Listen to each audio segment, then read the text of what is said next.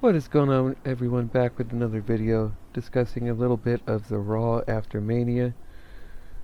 I am so sick of the Thunderdome.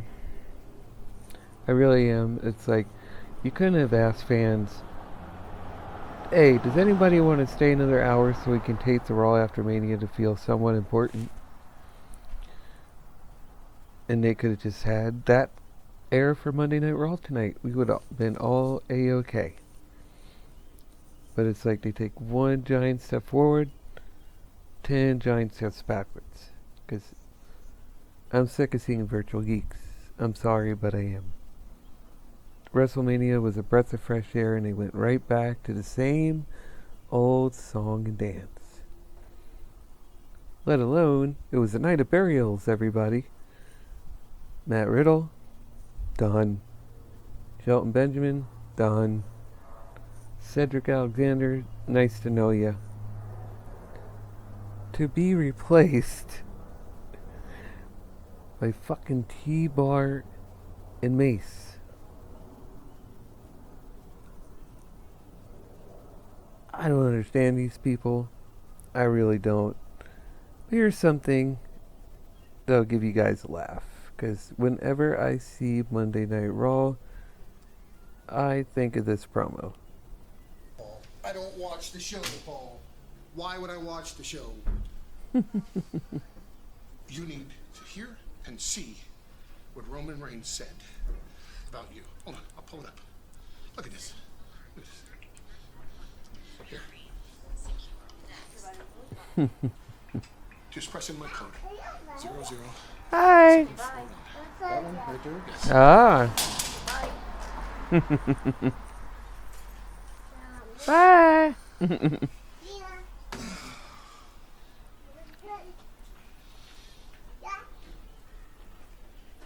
He is under contractual obligation to appear.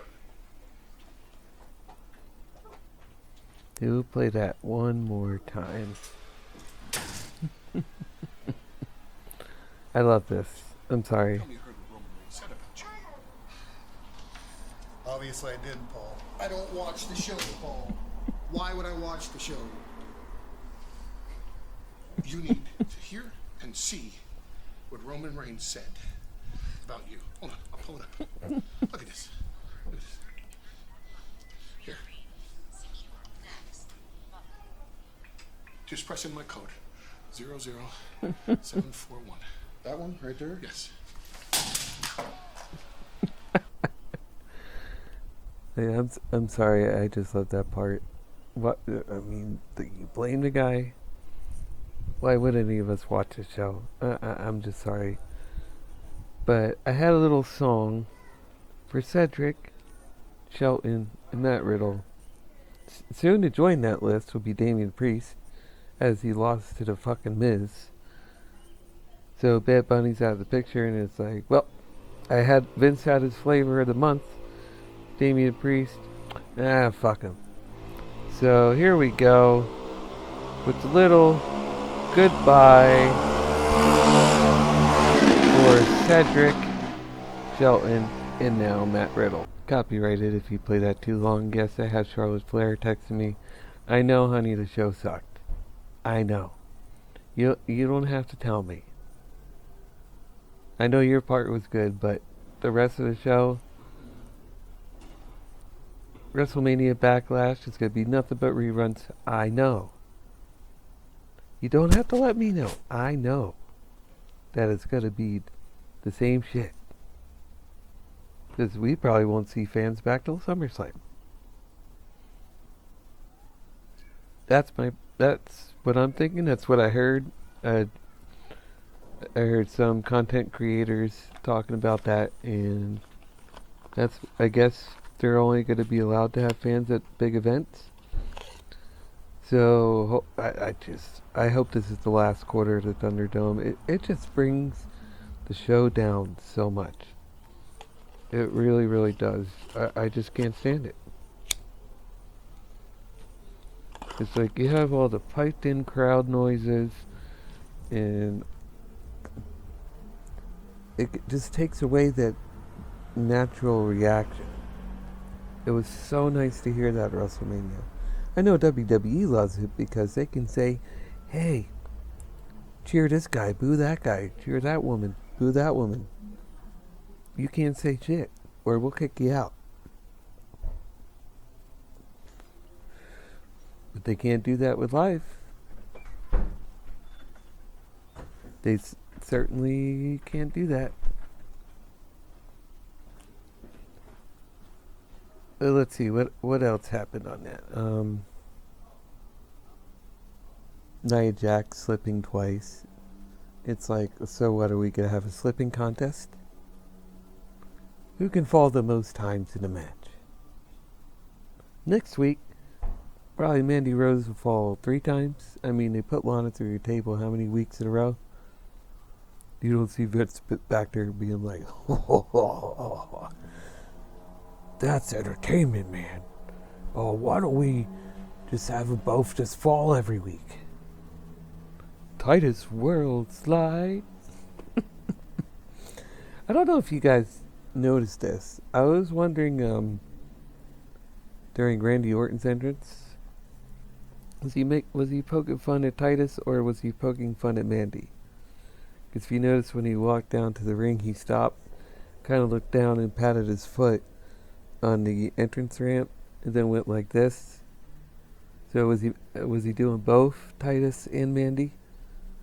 Because I didn't see that being mentioned at all.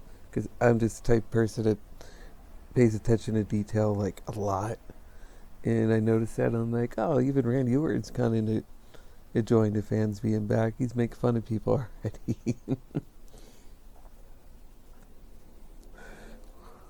But then he got Braun trying to get his way in the main event, and then it's like, yeah, that's another thing I didn't like. So, if you win a match at WrestleMania, that automatically gives you a title shot here. Because you had nothing to do with Bobby Lashley. Drew, I understand. Braun, oh, I betrayed McMahon, so that gives me a WWE champ. Even Randy Orton, you just been doing back and forth with The Fiend for months. The Fiend is buried. He didn't. And it's like, what is this with these people? I didn't watch who won. I don't care. If you guys want to put a comment down below and let me know who won that match, I'd be cool with that. I just, around 10:30, I was like, I'm done. I'm not watching the triple threat match. And I'm sure there'll be some people out there be like, hey, that was so cool. I was so excited.